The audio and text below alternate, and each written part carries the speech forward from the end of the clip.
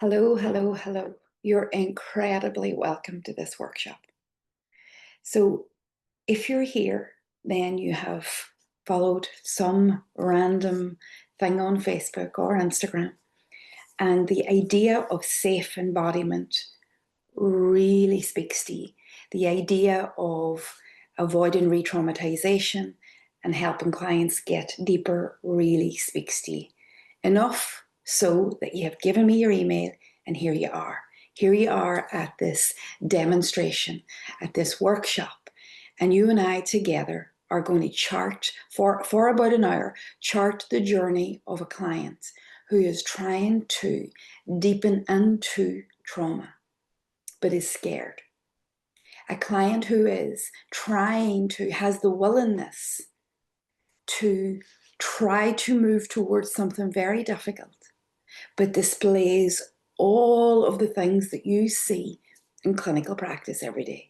A resistance, a pulling back, a storytelling, a moving around in circles, afraid to go too far, too fast, and a fear of not going fast enough and being stuck in this God-forsaken place, which is the embodiment of difficult emotions that come from trauma. That's what we're here to do. We're here to watch a client in a live demo move through that, and we're here to pick that apart in a systematized way that leaves you with information, that leaves you with assessments, that leaves you with understanding, that leaves you with something tangible that you can take away. So that is what this is about. So welcome to this masterclass, this workshop, this demo, whatever you want to call it, you're incredibly welcome. So what is it that we're going to cover here?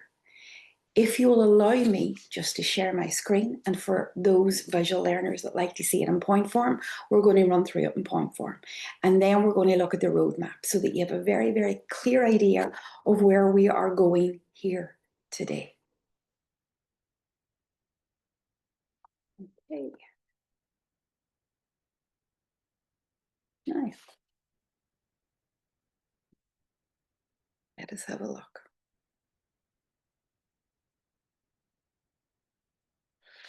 What we will cover, as I have alluded to, is the stuckness that presents itself in therapeutic exchange with clients and the unsafety. So these two problems is what we're going to move between. And we're not just going to talk about the problem, because I know that you know this problem incredibly well. We are also going to see the problem in action and see the solution to that problem. But before we get started, I was wondering if you could tell me how this manifests in your practice, how you see this in clinical practice. What is it that you're seeing? What is it that you're witnessing? So if we take the two problems differently, the stuck problem, what is it that you are seeing? What is it that you are witnessing? What does it look like? So there's a little chat box beside me. If you would type into that chat, that would be amazing. I ask you to type into the chat for two reasons. One, that you can see other people's chat. You can see other people's problems therapeutically, and you can know that you're not alone. What happens in therapy, what happens in therapeutic practice is that we all think that we are facing this alone. We're the only people, that it's us as therapists, because therapy is such an isolating experience for the therapist. It's very seldomly that we are surrounded by lots of our colleagues where we can have these conversations.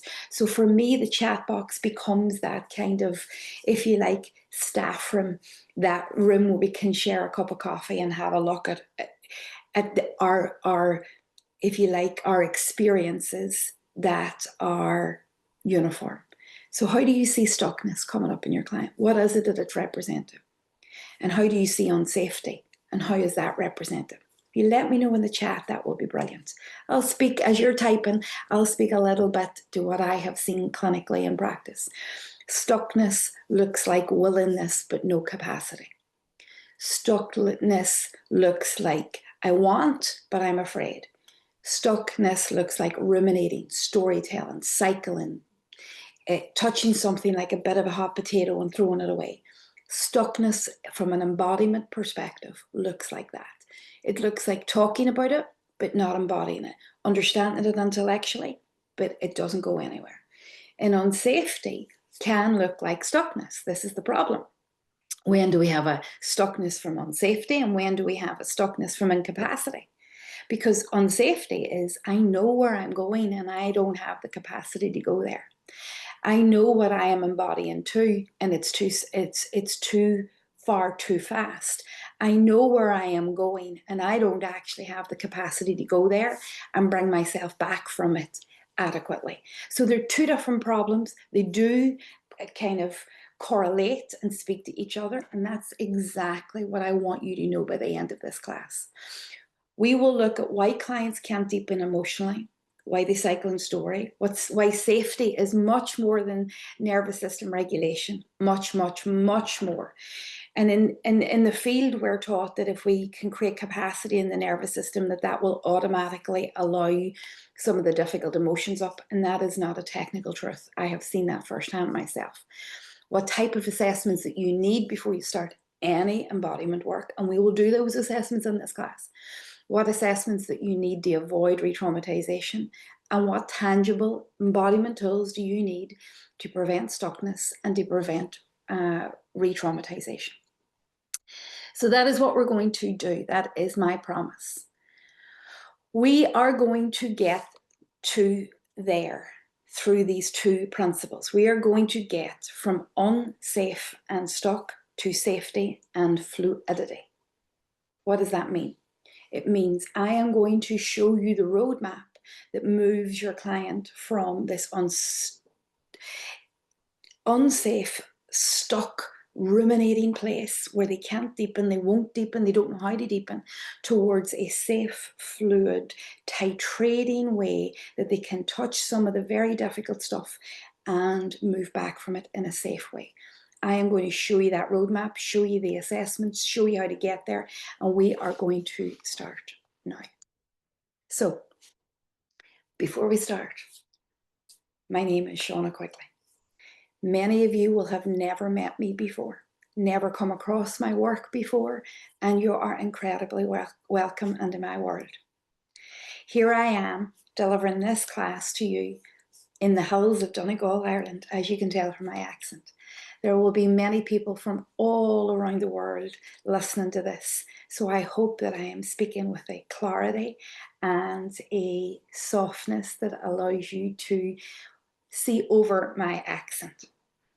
Hopefully the subtitles will also help. I have had that said to me before. So I am Shauna Quigley. I am the founder of the Encore method, which is revolutionizing trauma treatment, and that is our mission. And Encore is fundamentally a phenomenologically interoceptive understanding of trauma. And that is what I will bring to you today. I am in the middle of a PhD that speaks exactly to the methodology. I am a person-centered psychotherapist by trade, which means my foundations are there. And I have been in clinical practice for what feels like 25 lifetimes. Why do I tell you all of this? I tell you all of this because what I'm about to show you has its roots in scientific rigor. What I am about to show you has its roots in deep clinical practice.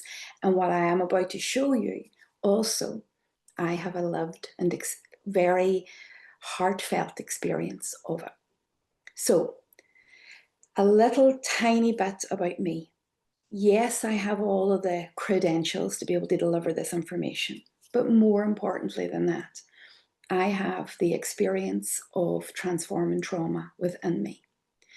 If you've come across my TED Talk, you will see and you will hear the story of my childhood, the story of ACEs, the story of multiple traumas, the story of that and its transformation. So whilst I am a clinician and a professional, I am also led in this field by my experience, by my lived experience of trauma and its transformation. And it is that I lead with always. And it is that helps me understand what is happening inside our clients. And it is not only my lived experience, but it is now also the scientific research that we are gathering as an organization that helps inform what I'm about to show you. What I will also say is that we run programs for thousands of therapists in safe embodiment, in deeper safe embodiment, in anxiety, in panic, and all of our signature trainings. So I don't introduce you to this on a whim. It has and has received lots of beautiful accolades by many brilliant therapists, and I want to share that with you. Not to share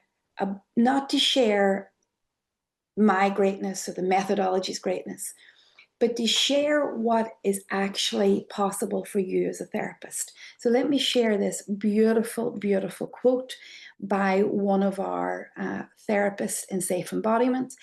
And you can scan your eyes over that as we deconstruct it. For Shelley, the program was a revelation because it was structured. And that's very important to me. Shelley did our safe embodiment course, which I will invite you to after this masterclass. And I hope that I have earned the right to invite you, and I hope that I have given you enough appetite for deepening your knowledge on this stuff today. But Shelley talks brilliantly about the structure and the clarity needed for therapists who want to deepen their practice safely and securely. And that's exactly what we're going to do. So all of that fluff and fluster to say that what I'm about to share with you has deep rigor in practice and in science. So let's get started. When we talk about safety, when we talk about stuckness, what is really going on there? What is it that is happening there? What do we understand? And that's where we go first. What we understand about stuckness is that clients can often have willingness but zero capacity. What will that look like for you? What does that show up like for you? And this is where I'd like you to use the chat again for me. What does stuckness look like? Stuckness can look like a client who wants to deepen. Stuckness can look like a client who is ready, who wants to go there, who is asking for help, is understanding of the trauma, is understanding of it cognitively, logically, understands it, maybe has some memory of it, and has a willingness to go there. But the willingness is not met by capacity, because willingness and capacity are two different things. Let me know in the chat if that resonates. So a client wants but can't. A client is trying to get there, but absolutely can't. And that's often a huge sign of stuckness. Now, what is happening in that willingness and capacity? We want to break down scientifically. But how does that present is important here, because it presents as a client who can talk the talk. It presents as a client who uses all of the embodiment language that is out there on the internet.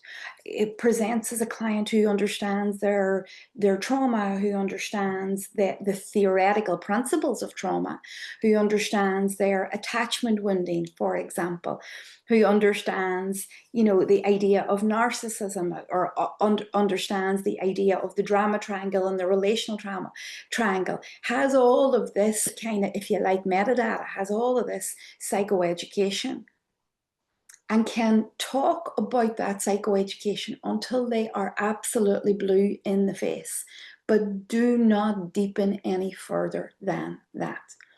That is, in our world, inside our community, a common conversation. In our staff rooms, in our virtual staff rooms, what we have is that conversation constantly. They walk embodied, they talk embodied, but they actually are not embodied. And that causes massive confusion. Let me know in the chat if that resonates. And that's important because there is a presentation that does not match the capacity. And then we have clients who are the opposite end of that, who have a presentation that matches capacity, have no idea what's happening, have no idea why, have no idea when, where, who, and what the hell is going on here. And their presentation matches their capacity. In a way, that client is easier to work with because you can spot that, what we call stages of process. So, all of that to say, if there's any nuances in there, let me know in the chat. Because now what we need to do is that we need, as promised, we need a way in which we can assess in the first moments of meeting a client their capacity for embodiment. Now, this tool is an age-old tool. And as a person-centered psychotherapist, you would not expect me to bring anything to the table but Carl Rogers' wonderful work. So we are going to use the assessment of stages of process for an overview of the client's levels of embodiment. These are where these two worlds come together.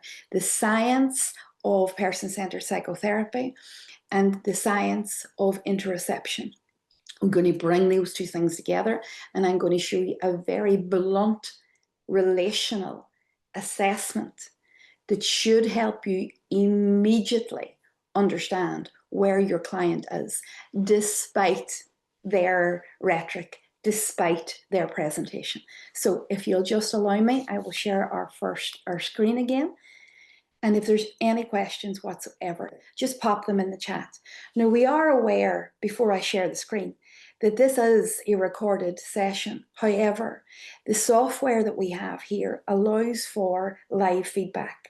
So what does that mean? Is when you ask a question, it will be sent directly to us in-house, and we will be able to answer those questions. So if you have any questions at this point, do not hesitate to put them into the chat.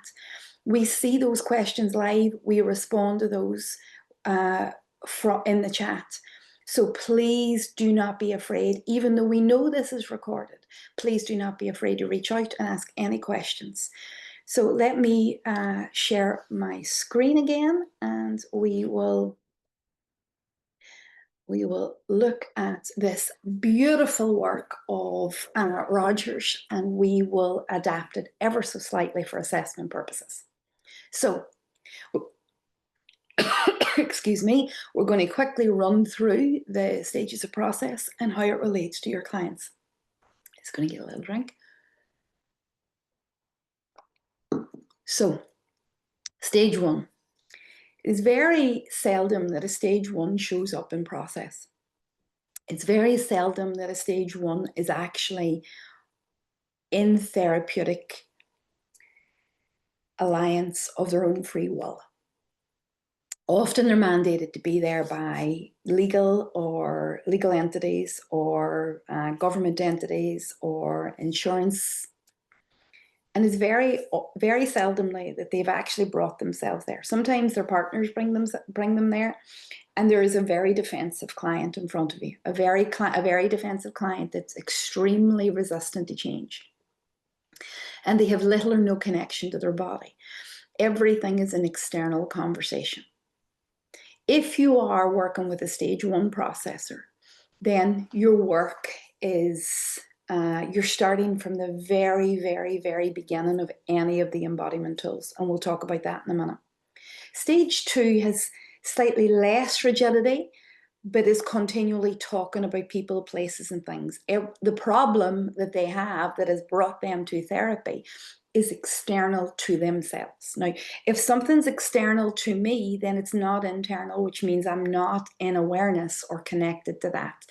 That it is everybody else that is doing this to me, causing this in me. The problem is out there, the place is out there, the thing is out there. It is absolutely not in me. And that's what a stage two processor looks like. So there may be some capacity to connect to the body, but it's a constant regurgitation of the story and the people and the places and the things that are outside. Stage three is a slight differentiation. they avoid internal discussion about emotion, but they can start to begin to be aware of the problem is in me, but I don't want to touch it. It's that kind of hot potato moment. It's that kind of, yes, the problem is out there, but it's also in here, and I'm uncomfortable with it being in here. But it's the beginning stages of embodiment. It's the beginning of awareness of what is happening within me and why it's happening in me. And you can see the distinction between 2 and 3. So I like to kind of put stage 1 on its own, if you like, at the top of the assessment. And I like to group stage 2 and stage 3 together, because often you'll see somebody that's starting, which is why they come to therapy in the first place. They are understanding of the problem. They see the problem partly in themselves, but they're moving in and out of it from an embodied way. Stage 4, they're beginning to talk about deep feelings. There's a distinct difference between 3 and 4, which is why I like to group 2 and 3 together and 4 and 5 together. Because now we're moving into a relationship with therapist and moving into a relationship with self. They're beginning to talk about the embodiment of self. The problem is here. I can fluidly talk about the problem out there and here. And 5 represents an extension of that. 6 and 7 represent an extension of that again. There's more embodied access, more fluidity. Again, that word fluidity, to move in and out. And 7 as well. They have capacity to be present and can work all facets of interoception. Now, we're going to talk about what those facets of interoception are in a little minute, but just a little caveat here so we understand the depth of process.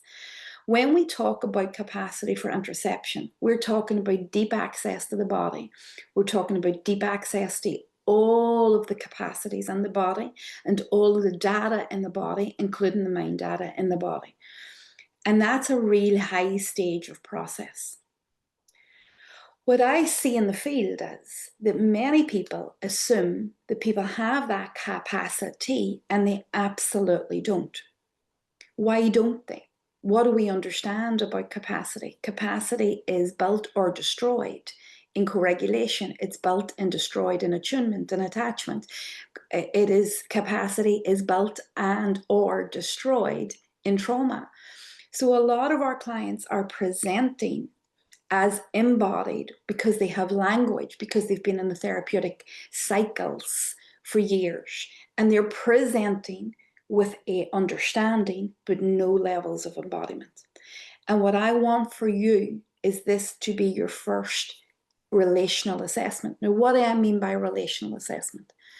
I mean that when you're listening to a client, you're filtering their exchange through this assessment.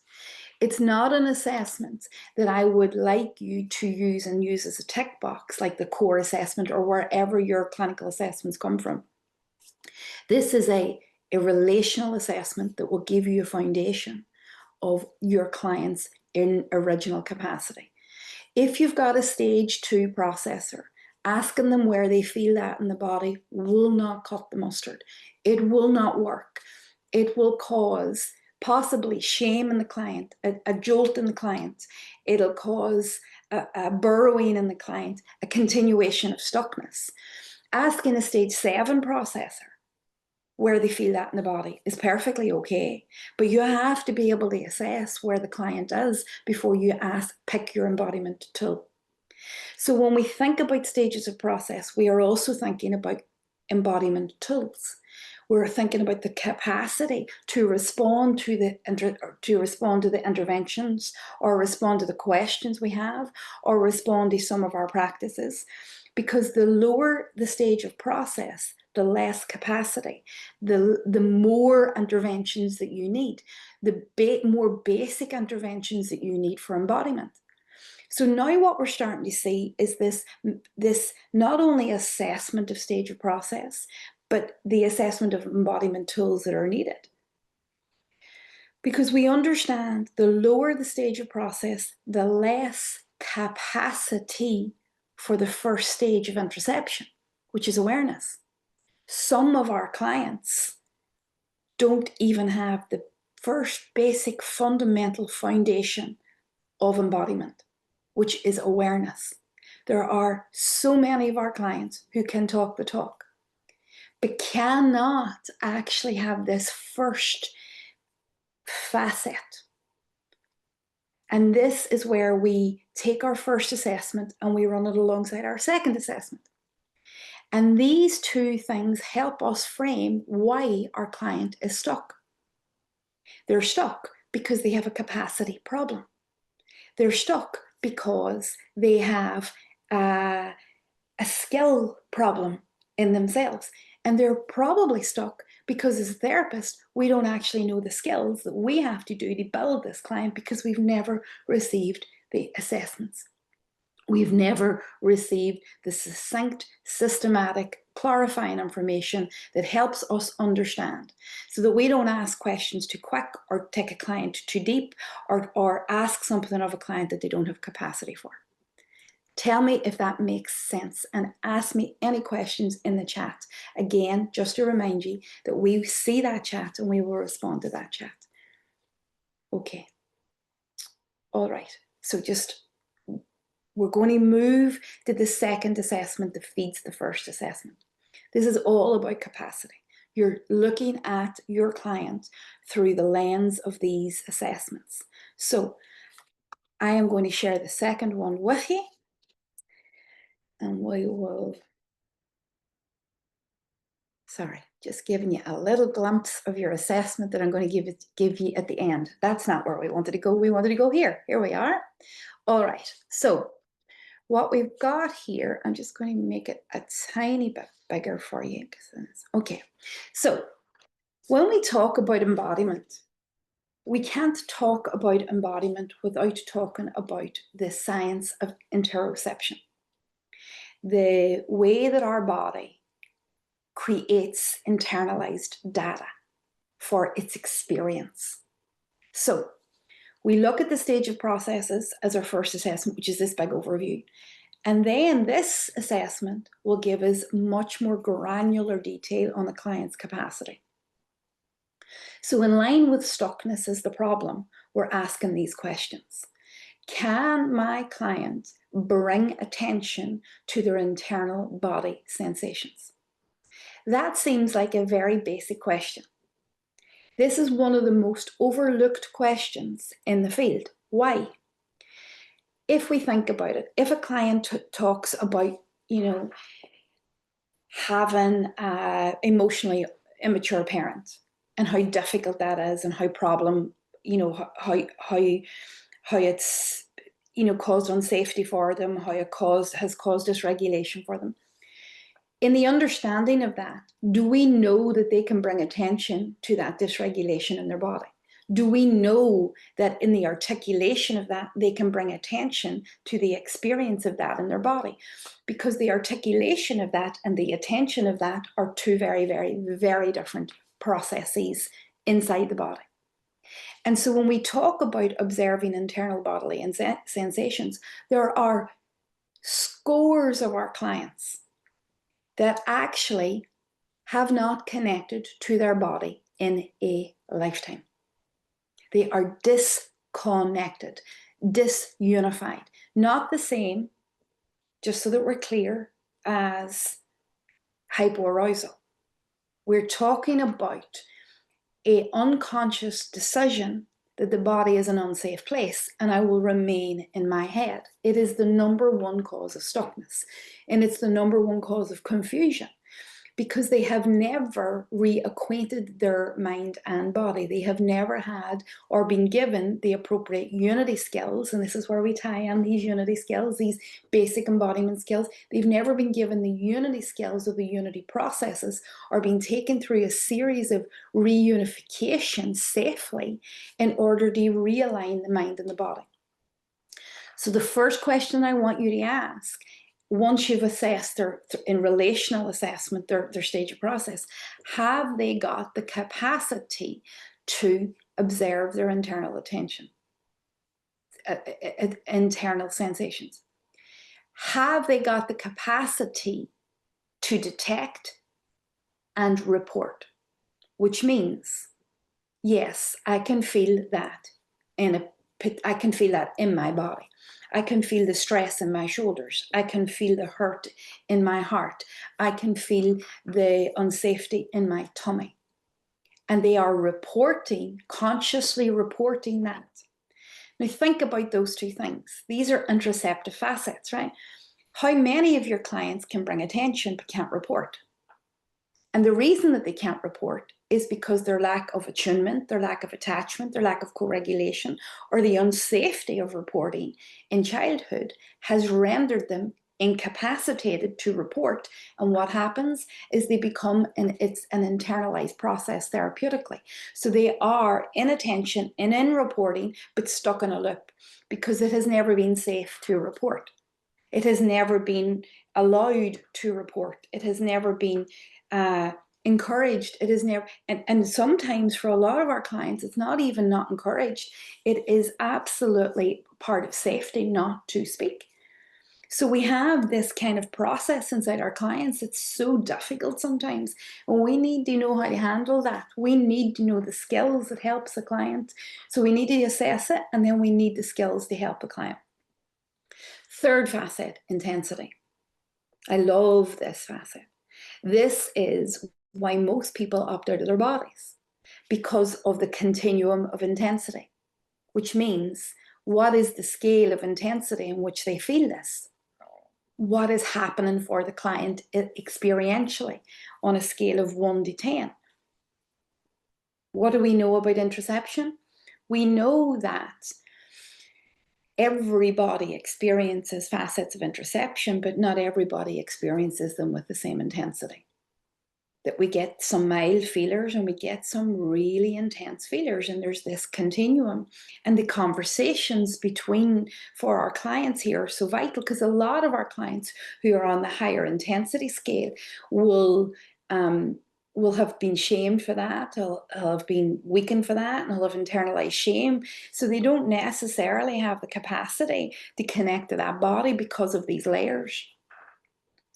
The next two facets are advanced interoceptive skills.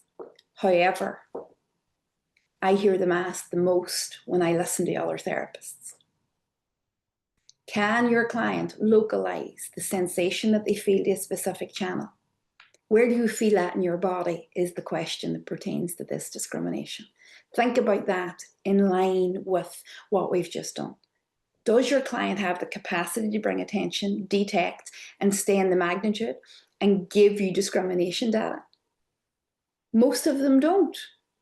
Very few of them do, but yet this is the main question that is asked of clients in the field. And there is an assumption that there is capacity. Where do you feel that in your body? It is a vast question. And what happens is that we are not assessing the client and assessing their capacity to move through the interoceptive facets. And we're asking random questions that are far too fast, that are far too quick, that create stuckness. You ask a client this without doing all of that other work, then you will create stuckness clinically. Because you're asking, it's like asking somebody to run a marathon that has never run 5K. Now, I'm not a runner, but it still stands. You cannot ask a client to discriminate if they haven't even got the capacity for attention, or we haven't assessed or built that capacity for attention. And accuracy and sensitivity is exactly the same. Accuracy and sensitivity looks like being able to, see it as red or orange or green or moving, or like a ball, or like a spinning ball of red lava. Or when we ask clients about color and shape and size and movement, we're asking them an accuracy and sensitivity question. What creates stuckness is if we ask that before we build up the process of awareness. And then the very last facet, which is my favorite facet, is the facet of self-reporting, which is metadata.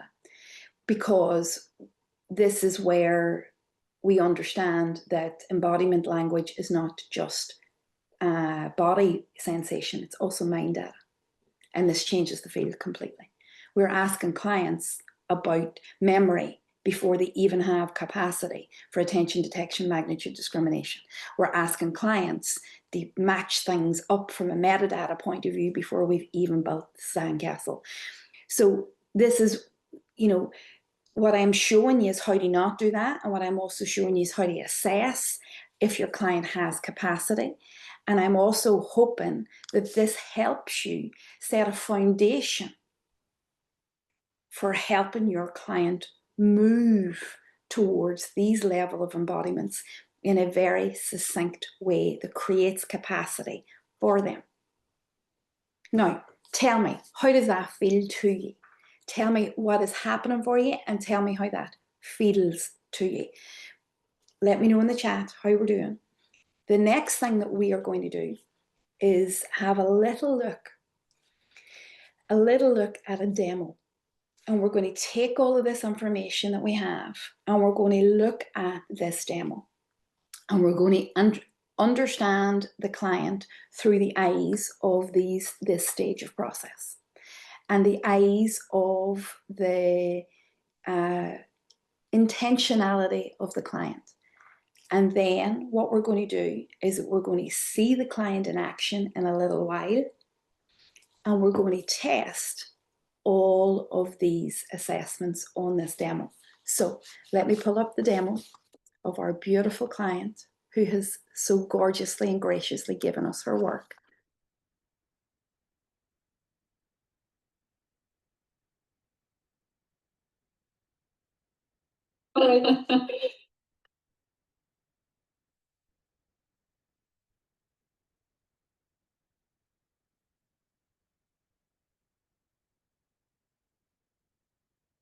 All right. Yeah, I'm a little bit like, what's the word I'm looking for? So I'm kind of ready to go into this, but there's also this hesitance of it because like I know where I am at the moment emotionally. It's gonna be heavy, but it's good. At the same time, it's so like I'm just kind of at this middle bit where I'm like, okay, I'm on the edge of the wound, like I'm very close to it, and there's like a want to go to it and explore, but there's also this kind of so that's where I am at the moment with it. Good. Okay, so tell me what the experience is. Okay. So what I am asking you to do here is listen to her words. I am on the edge of this. I am wanting this. Do you hear her willingness? She is willing. And there's another kind of thing that she says, which is, I know this is going to be tough. I know this is not going to be easy. She has an idea of where she is going. Now, why does she have an idea of where she's going? Because she has likely been there from an embodied perspective before. So there is a stuckness in her, but the stuckness in her is not capacity. She's got the willingness, she's got the understanding, she's articulating, she's self-reporting, she's communicating. She's not ashamed of where she is in this stuckness. She's very clearly talking about it. What she is saying is, I understand that this is going to be unsafe for me. This is where the stuckness and the unsafety cross. This is not a capacity issue that we've just assessed. Stage of process is very high for this client. Her capacity for interception is very high. This is a safety issue. She's signaling to me, I have a safety issue. Know why? That's what we want to, if you like, analyze and assess now. Where is she talking about going? What creates this unsafety in clients that make them pull back? There is, for this client, an awareness, conscious awareness of the depth of her process. What does that mean? It means that she understands the hierarchy of embodiment. Not all clients do, but they have an unconscious sense that this is very deep and very sore and likely to be very painful, even if they can't report it the way that she has just done. Now, let me share again my screen, and we're going to have a look at this in detail. We're going to have a look at what that means, what that looks like in detail. What is the hierarchy of embodiment? How does it present? And how can we see it like that through stuckness as a safety issue? So let me share. In our model, we talk about the idea of primary and secondary pain. We talk about the presentation, which is like this iceberg, of secondary pain is often what brings a client to therapeutic process. So that is things like, the triggers, the presenting issues, the people, the places, the earlier stage of process stuff, the functions of the mind, the way in which they might come for depression or anxiety or procrastination or self-worth. Or what sits beneath that we understand as a hierarchy of embodiment is much deeper pain. We call that primary pain. And that primary pain has a deeper embodied experience and a deeper embodied totality of experience.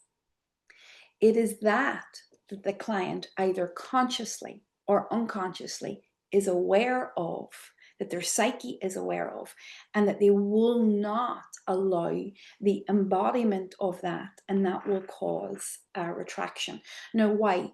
Because underneath primary pain, there are patterns, connections, integrations, meanings, interpretations, but it's all embodied. And so what we understand is that client is headed to the deepest, darkest recesses of their embodied world. And often what has happened is that client has never had the skills or the regulation or the attunement or the appropriate attachment to be able to go here. And this client that we've just listened to, is signaling the understanding of where she's trying to go and the fear of going there. Not all emotions are created equally. Not all emotions have the same depth of facets of interception. Not all experiences in the body are singular emotions. What does that mean? That when we talk about trauma, we're not talking about the re-experiencing of one emotion. We're talking about the re-experiences of multiple emotions inside a somatic framework, inside defenses, inside nervous system activation. So the client has an understanding of the hierarchy of embodiment. I am asking you to have an understanding of your client's hierarchy of embodiment, and that is an assessment. Where is this client going? What is this client embodied to? And where are they going? And if I have done all my due diligence and all my assessments and all my unity skills, and I can help the client move towards this,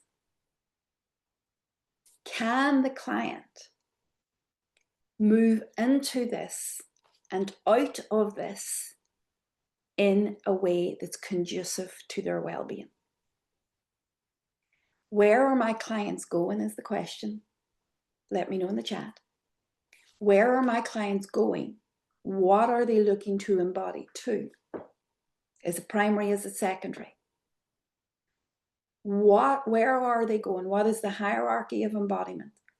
And do they have capacity to move through that embodiment in a way that does not re-traumatize them? This is one of the major reasons for stuckness in therapeutic process. Unsafety. Unsafety will lead to stuckness. And here is the thing. If the client gets any idea that you do not understand this and that you do not have the appropriate skills and capacities in yourself to journey with the client, they will not deepen. And that's just the truth. Why? Because as traumatized people who have been, in terms of your client, who have been unattached, unattuned, never co-regulated, they need that therapist to have all of the capacities that their parents did not have, all of the skills that their parents did not have, all of the understanding and the attunement to the intricacies of this that their caregivers never gave them. And whilst this is a hierarchical relationship, that client will be watching your capacities to understand the hierarchy of embodiment. And if you push too far, they will know that this is unsafe and they will remove themselves, and rightly so. If you hold them too high and keep them up at the top, they will get exhausted and have no faith in the process. And so this is really about understanding what is the hierarchy of embodiment in your client's presentation. So we have 3 assessments. First assessment is what is their overarching stage of process. Second assessment, what is their capacity for interoception? And where do I need to start? Third assessment, what is their hierarchy of embodiment? Where are we working here? Where are we going? What are we doing? And before we go there, do I, as a therapist, have the capacity to take them? And do they have the capacity to go there? Answer in the chat for me. How does that feel to you? I know that this piece can be quite jarring, but it is really important that we ask ourselves the questions of our own embodiment and our own capacities, because the client is going to be reading that constantly. If, like this client that I've just showed you, they're going to go under the depths of this, they need to know that you're a safe pair of hands and that you can bring them back, and that you can also help them bring themselves back. Because these depths that they have been alone and unattuned and no co-regulation and no understanding of capacity, and so what they are doing on a constant basis is making sure that that is what you can do. So how do we do that? So I've given you 3 assessments. I want to give you a process now. What is that process, and what does that process look like? So I want to show you the process, and then I want to show you the process in action with this client. So how do we do that? We've done 3 assessments, so what is the magic sauce? So we want to do that now. So let me share again.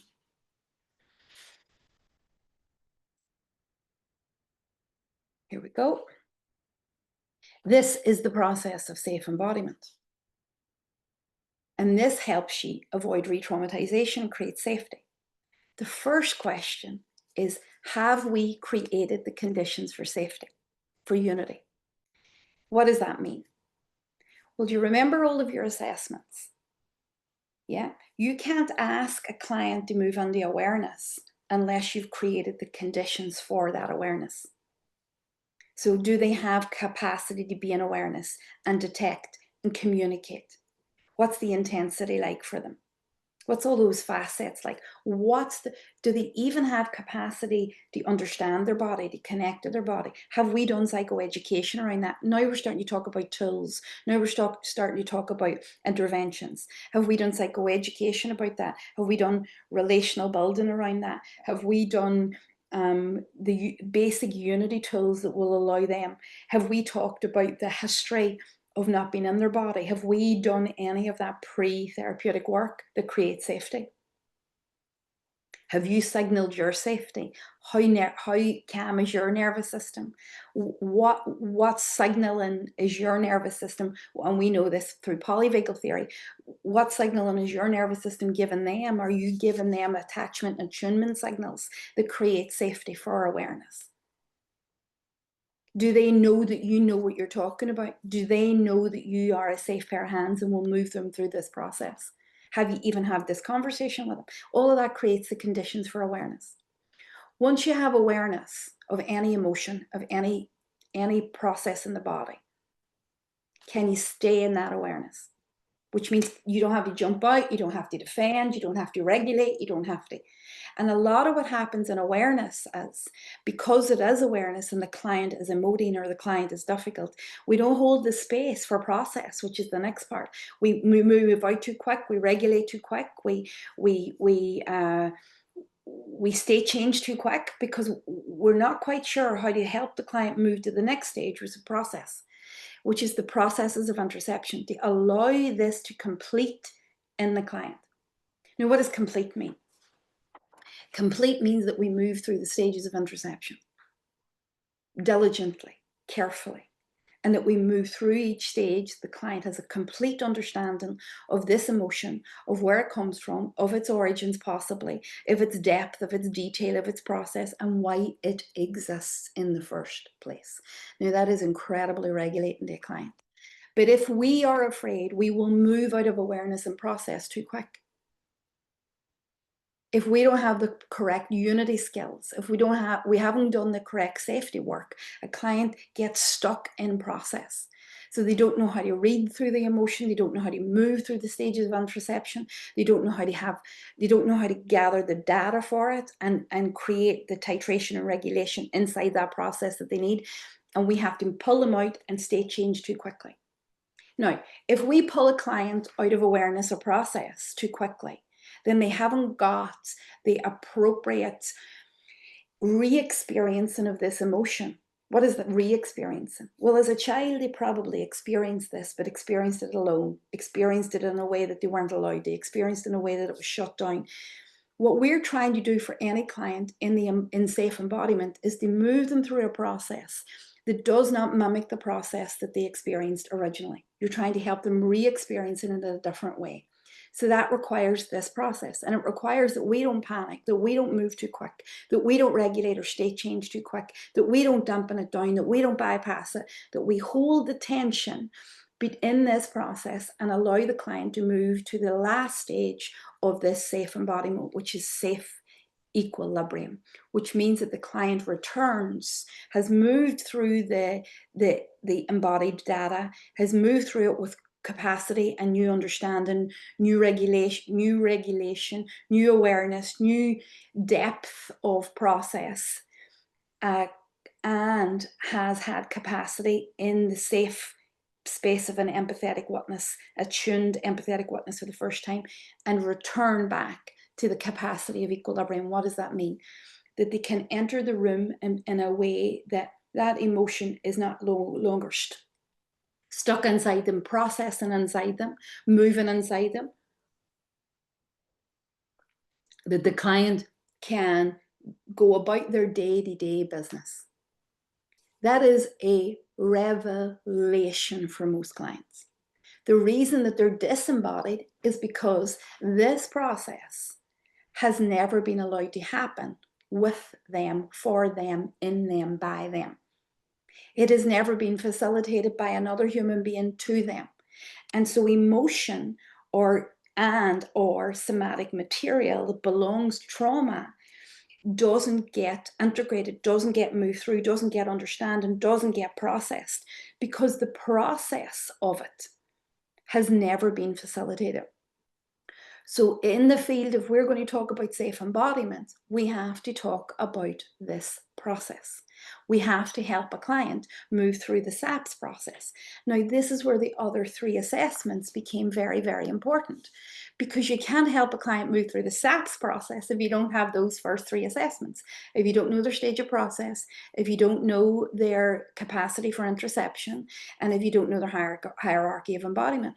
Once you have those three, and that you know that there's very basic tools that are required. You need unity tools, you need safety tools, you need regulation tools for safe embodiment. And you also need a hierarchy of embodiment assessment tools. Once you've got all of those, you can put them together in a way that creates SAPS, this process that allows a client who's got a willingness and a readiness, and who's also scared, to move through this and learn to re-experience an emotion in a way that's so clarifying. So if you'll allow me, I want to show you this in action. This is why our therapists say that this process is unlike any other embodiment process that they've ever had to learn. Because what this does is it takes the heavy lifting away from you. What does that mean? We are the ones that effort in therapeutic process. We are the ones that have 10,000 windows open, checking for regulation, checking for attunement. We are constantly doing the hard work. If you've got a client who's stuck in process, you're working harder, you're exhausted, you're dysregulated, you're feeling the weight of it, you're feeling the heaviness, you're feeling the stuckness, you're feeling the despair, and all of that can get in transference in the room.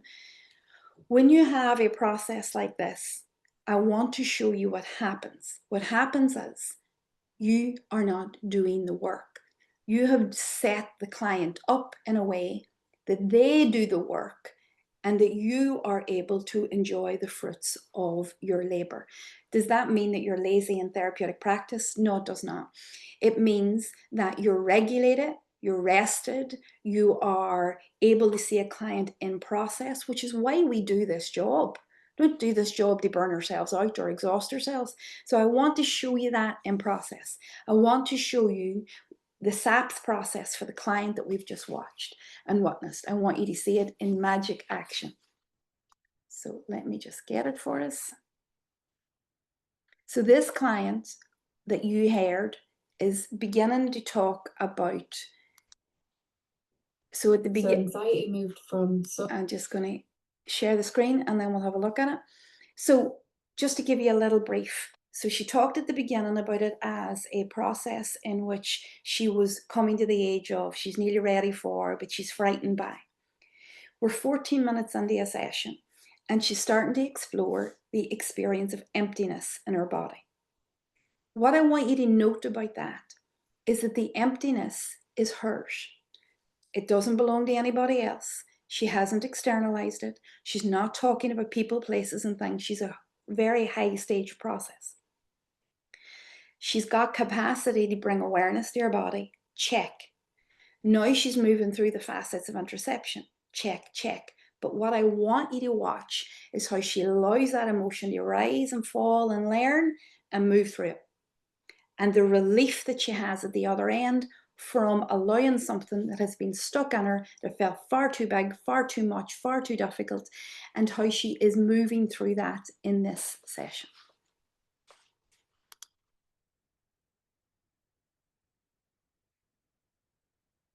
Just get my timestamp right. 15. I Hurt, lost yeah. count. Yeah, I lost Hurt count. that goes to emptiness, that goes to not being wanted.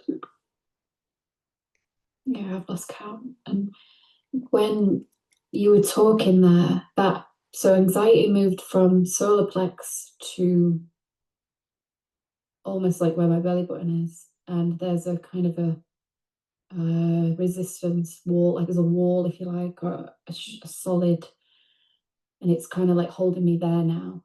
So it's like I've moved down with it, but there's more resistance there. There's something under that, something that my fear doesn't want me to connect to, but it's interesting to kind of see it moving down a little bit more. Mm-hmm. It's moving down a little bit more. Mm-hmm.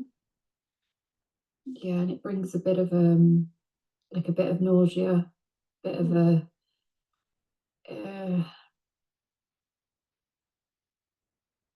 yeah, it brings that kind of feeling like I want to retch. I know I've mentioned this recently, where I'm still kind of getting to know empty and emptiness, but the somatic sensation of it, the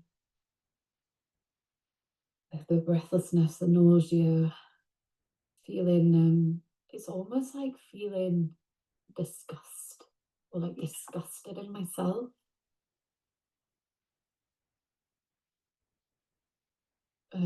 Like I want to scramble out of it, like I want to like get away from it. There's something in that that makes me feel really disgusted. Wow. So in this, I want to debrief that a little bit for you. What you just watched is awareness, interoceptive awareness, emptiness, the capacity for emptiness, the dropping down, the working through it in layers in our body. You saw those interoceptive facets beautifully there. And then you saw this awareness. This is disgust. This emptiness is actually disgust. And you could see the clarity. You could see that this is a full internalized, embodied process, not a cognitive process. The cognition for disgust came later, but you could see that this was an entire interoceptive, body-led process to which I was a quiet witness to. I didn't have to intervene too much. I didn't have to push her too much. All that I did was set up her capacity for her to do it herself. And I was the empathetic witness to it, nudging, knowing her capacities, knowing how far she could go. So now she's coming into awareness of disgust. And we've got this incredible data. I want you to watch what happens next. If you have any questions, put it in the chat. And I'm going to share screen again, and we're going to look at another aspect of the full embodiment of this. So if you have any questions, don't be afraid to put it in the chat, and we will.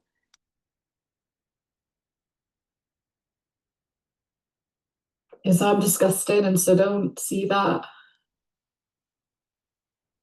It being seen, if I'm seen as disgusting, then I'm not going to ever be loved.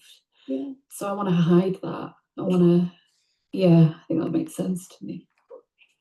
And you don't want, whilst it's nice to have it validated, it's such a dilemma because you don't want me to see it. Yeah. Yeah, it's a bit, The dilemma there. I notice them defense systems kicking in at that point of like, oh, I've shown it now. And so it's like tight in your throat. Even my head is like fuzzy where it wants to take me out. And just noticing the resistance, the defenses, the nervous system response to the depth of this. Yeah, yeah. It gives me a bit of a headache, and it makes me like lose eye contact as well. Like I'm looking away, I'm looking down, I'm kind of shrinking into myself. And it makes sense to me like why I would want to fill it. I mean, the last few weeks, my relationship with food, because I think I'm very close to this emptiness, I'm filling it, and I've noticed that a lot. It soothes me, right? It comforts. That is how you have somatically discharged this energy, is by food, by filling it, by filling up the emptiness. But it reinforces disgust. Yes, of course it does. So what you're saying here is that you have been managing this for a long, long time, experiencing this for a long, long time. And the management of it is in food, but it reinforces it. Yeah. Right. And the holding of disgust in myself. How long have you been holding that?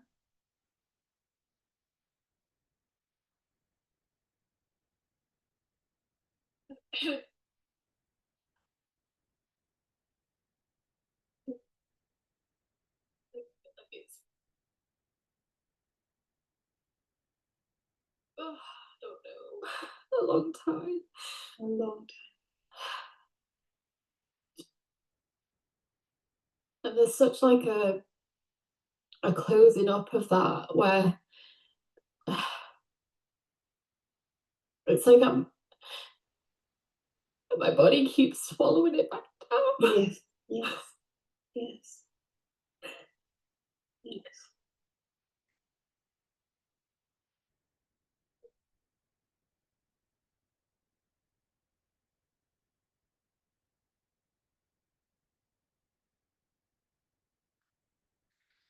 At this point, what you see in the SAPS process is that she's created the safety to be in awareness, and she's now in process. Now, what my job is here to do is to hold the energy in the room, even though we're on Zoom, in a way that helps her move through that process and back to a safe equilibrium. So she's experiencing or going to re-experience this very differently than she's ever done before.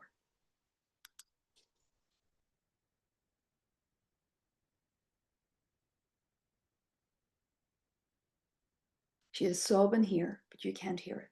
So she's real deep in process.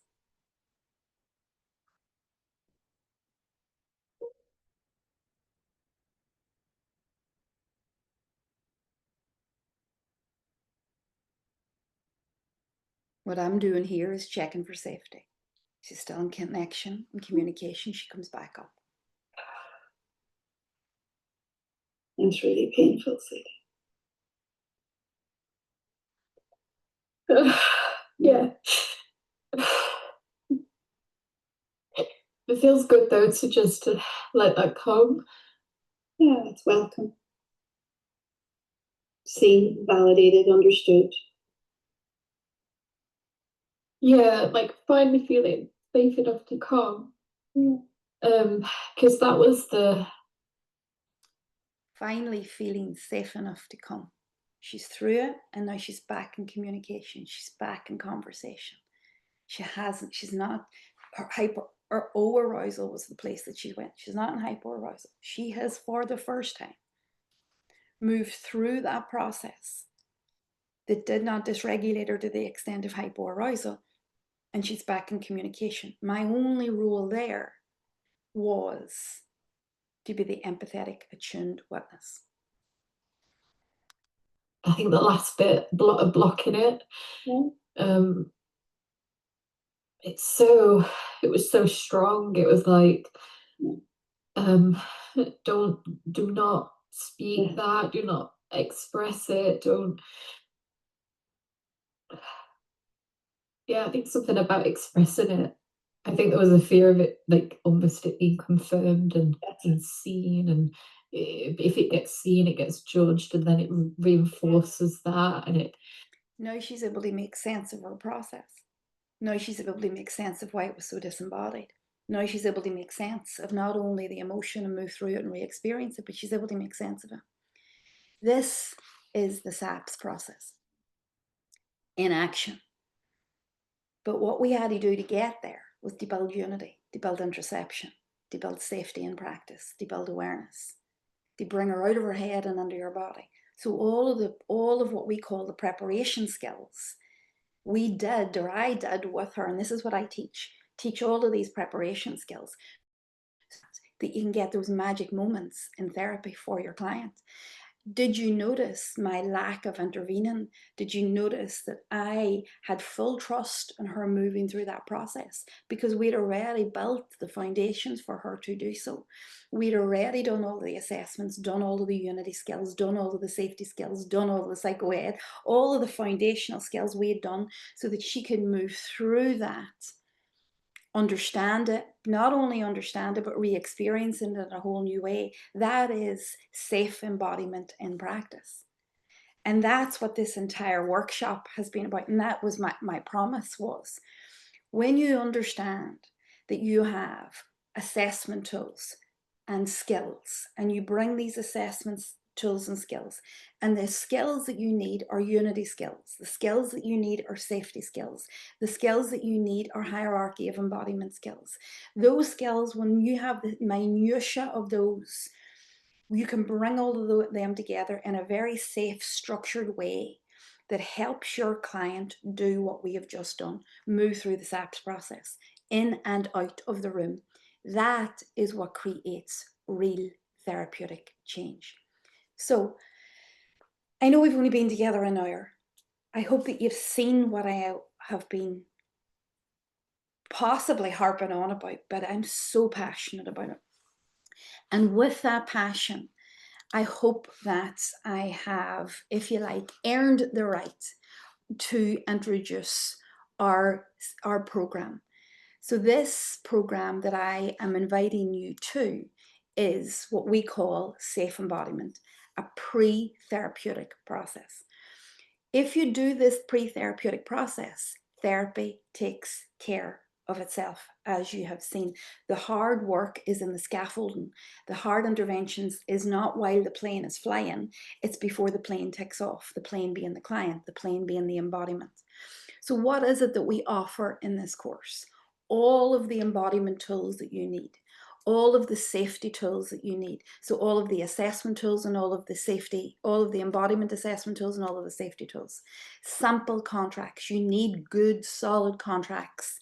You need to understand good, solid contracts, all your resourcing plans. So all of your scaffolding stuff that help create a real safe access to embodiment. All of the actual unity and safety skills. So it's not just assessment tools, it's the skills of embodiment, the safety skills that create this process. A deeper embodiment toolkit, not just the average one that's out there, the unity skills, the breath work stuff. We teach differently. We teach stages of process. We teach safe embodiment through interoception and all the practical applications of that, so that you feel safe, so that you feel grounded, so that you feel assured, so that you feel confident, so that you know exactly what tool to choose, in what order, in order to create these outcomes, so that you're not over efforting, so that you're not exhausted, so that you're not burned out, so that you have a full systemized way to create safe embodiment that gets you these results. We've done this for thousands of therapists. I've already told you that at the beginning of the process. I just want to speak to that again. This is not our first rodeo. We have iterated and iterated and iterated the best version of this. And you can hear some of our testimonials here. People who are very fortunate to have considered the work, and a nod to my passion. And again, what's really important for me is to learn how to bring safety back to clients and bring them back in touch with their bodies in a way that didn't traumatize them. I found the Safe Embodiment course taught me to do this in a way that was safe for clients and myself as a therapist. And this is what I really want to reiterate. We are in your corner as the therapist. As therapists, we're taught to think about client, client, client. Yes, yes, yes, yes, of course. But my job is to look after you. My job is to be the staff room for you, to be that soft place to fall for you, to give you the skills and the framework and the roadmap so that you are supported, so that you can be that safe place. But not only just from a nervous system point of view, we need more practical skills in a way that gives you a tangible roadmap. So what you'll gain is confidence, trust, confidence in the fact that your practice is safe, protection from burnout, deeper specific embodiment tools. They're all of the there's your tool belt, but it's more than just having tools. It's more than having interventions. It's more than having a system. It's having a feeling inside you that knows that you are in safe practice. So how do we do it? It's 5 modules. And inside each module, you will have a live workshop. So it's what we call hybrid. Now, we have found this to be the best way to teach this. What does hybrid mean? It means you can get started today, as in now. The link is somewhere around here. You'll see the link for this course.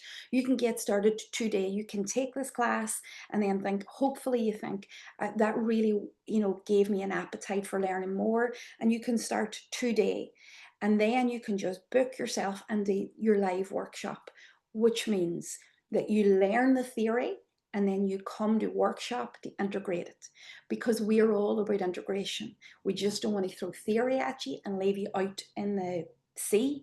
We want to give you the theory in a structured way. We want to show you the skills. We want to give you the detail of it, but then we want you to come and put it into practice in our workshops. So you choose whatever dates and times is right for you for the workshops.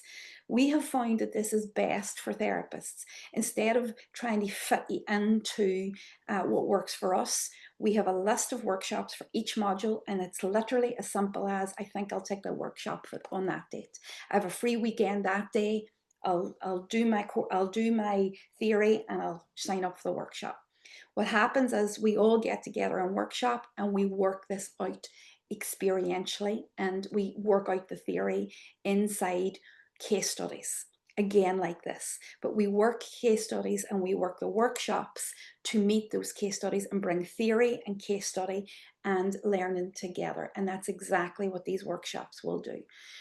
So the modules. This is understanding embodiment. This is where we get into the depth, the hierarchy of pain. We get into the understanding all of that good stuff. Embodiment tools that deepen anti-trauma when you're ready. The wisdom of disembodiment, how we can get somebody out of disembodiment and anti-embodiment, and then how we can use deeper tools to make sure that we can do what we did on this example. Safety skills across all of the areas. So we have all of the appropriate safety tools that we need, and unity skills so that we can help the client build that capacity in their body that moves through the SAPS process. So fundamentally, we teach that SAPS process in finite detail.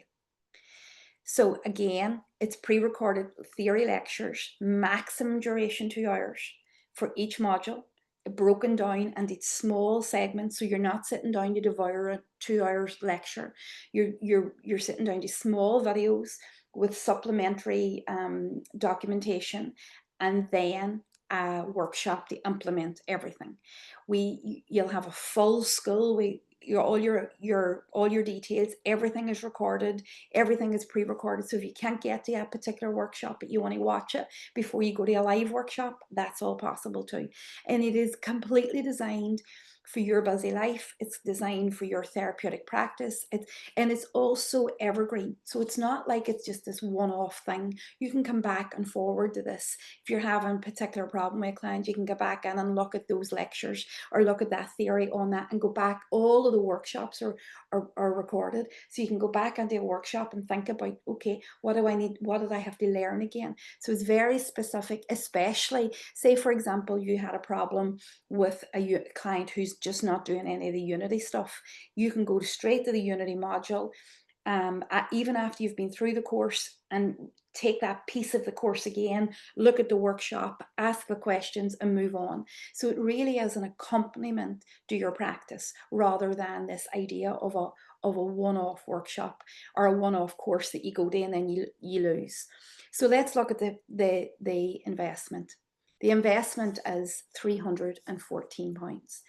And we've made it so for such an important course because I want every therapist in the land to have this in their toolkit, and every therapist in the land to approach safe embodiment from this perspective, because it not only saves clients years and years of cycling in trauma, but it also saves you from burnout.